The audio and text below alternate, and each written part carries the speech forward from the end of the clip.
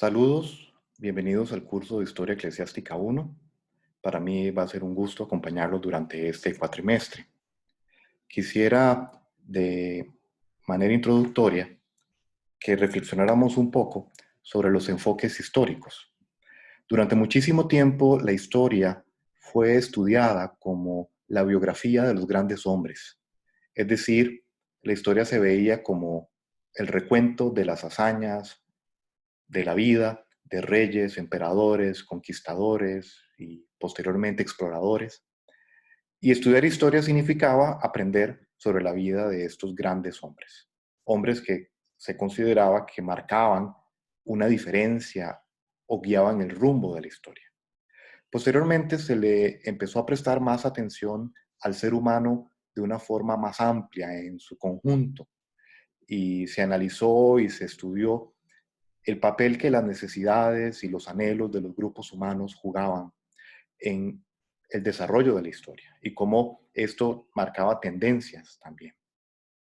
Eh, Posteriormente, gracias a o debido a el pensamiento marxista, la historia estaba más enfocada en el tema de los recursos y se consideraba la historia como el recuento de la lucha por la posesión de los medios de producción. La historia era el desarrollo de estos conflictos por poseer los recursos de la tierra. Y más recientemente se ha querido estudiar el fenómeno de la historia enfocado en el ser humano común, diríamos, ese ser humano que no aparece en los reflectores de los historiadores, de los grandes escenarios, pero se ha querido entender o comprender la historia tratando de mirar a los ojos de las personas, del pueblo, del común, como por ejemplo, cómo sería la vida de un campesino egipcio durante el Imperio Medio a orillas del río Nilo, o de un peregrino que viajaba hacia Santiago de Compostela durante la Edad Media. Cómo veían ellos su época, su entorno, y entonces es desde esa perspectiva anecdótica como se también ha querido entender y comprender la historia y la época. Un último enfoque que quiero compartir con ustedes es el teológico. Los anteriores podríamos todos englobarlos en un concepto que conocemos como antropocéntricos, es decir, centrados en el ser humano. El enfoque teológico es teocéntrico, es decir, enfocado en ese Dios soberano que no solamente conoce la historia, sino que también interviene en la historia.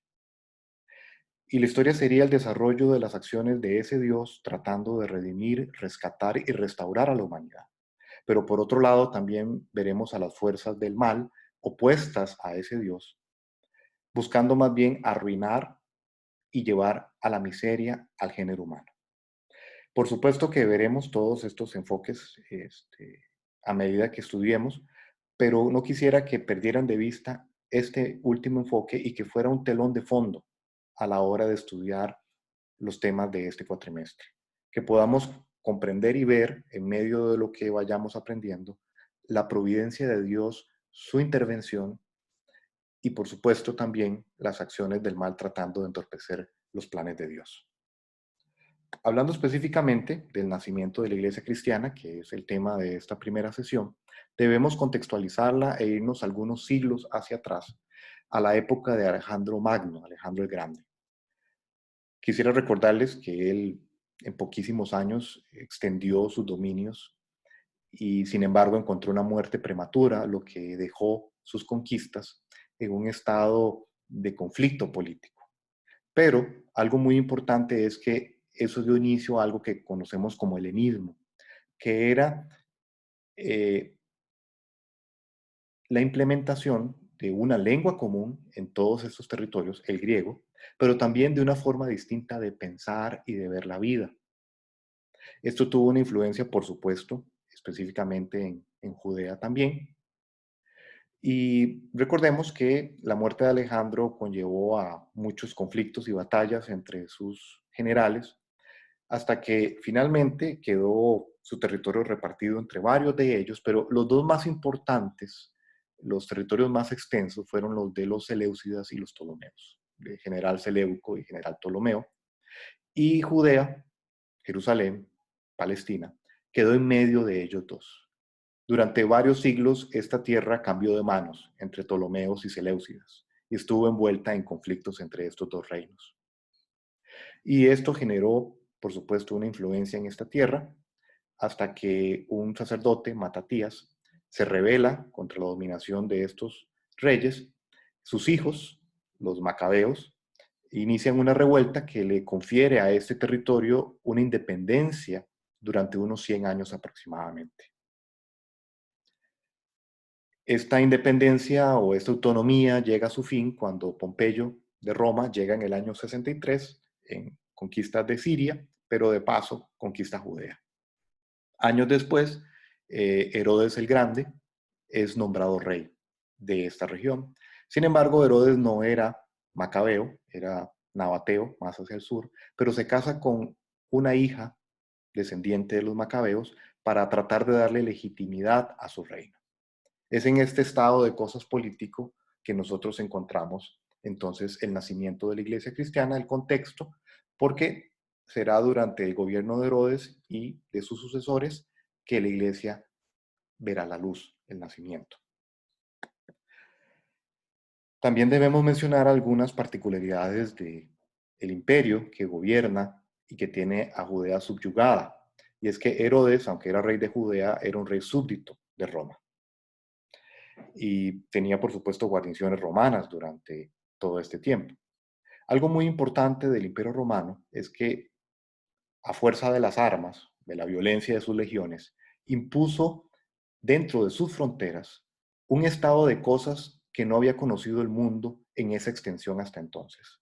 Había una uniformidad en el territorio, una uniformidad de leyes, de comercio, había un lenguaje común que permitía la comunicación entre todas estas regiones. Y algo muy particular de Roma era su infraestructura. Ellos fundaban ciudades, creaban acueductos, edificios y algo muy importante, caminos. Todo el imperio estaba surcado de caminos. Cuando las legiones no estaban en guerra, estaban construyendo caminos, lo que permitía la comunicación entre todo el imperio de una manera mucho más rápida. Todos estos factores incidieron para que la iglesia cristiana pudiera extenderse de una manera impresionante. Y vamos ahora a enfocarnos por un momento en el territorio de Judea específicamente y analizar un poco el panorama sociopolítico. Nosotros vamos a poder encontrar allí en Judea sectas judías y el grupo más numeroso y más destacado son los fariseos y los conocemos básicamente por la referencia en la Biblia. Y es que a pesar de el papel negativo que tuvieron en el ministerio de Cristo, los fariseos a los ojos del pueblo, de sus compatriotas, eran de las mejores personas, eran muy populares entre el pueblo, muy respetados, por ser tan celosos observadores de la ley. El otro grupo, los saduceos, era mucho más reducido y era la aristocracia, era la élite de Israel, la gente más adinerada, y cuya posición religiosa no era tan ferviente, era, podríamos decirlo, más superficial, y de este grupo era que pertenecían los sumos sacerdotes, eran la gente más poderosa. Había un pequeño grupo, los herodianos, que por supuesto por su nombre eran partidarios de Herodes y sus descendientes, y eran más que nada político. Tenemos otro grupo, los celotes, quienes eran, llamaríamos fanáticos, porque su misión era liberar a Israel del yugo romano, la independencia total y absoluta. Por supuesto detestaban a Herodes y a sus descendientes porque los consideraban meros títeres de Roma. Y los celotes tenían también dentro de sí varias fracciones, algunas todavía más radicales que otras. Ellos jugaron un papel muy importante en las revueltas judías contra Roma durante el siglo I y II. Y sus tácticas, además de las guerrillas, eran los asesinatos selectivos. Y había un grupo de ellos, los sicarios, llamados así por la sica, era un tipo de puñal curvo que utilizaban para cometer los asesinatos sin ser fácilmente identificados. Y un último grupo, más pequeño, los esenios, que sabemos de ellos por los hallazgos de los rollos del Mar Muerto en las cuevas de Qumran, que tienen un enfoque más místico y apartado del resto del pueblo. Bueno, teniendo este panorama, entonces les invito a profundizarlo en las lecturas que están asignadas en el material de esta semana y estaremos comunicándonos si Dios quiere. No duden en recurrir al foro para hacer las consultas que consideren pertinentes. Que el Señor les bendiga.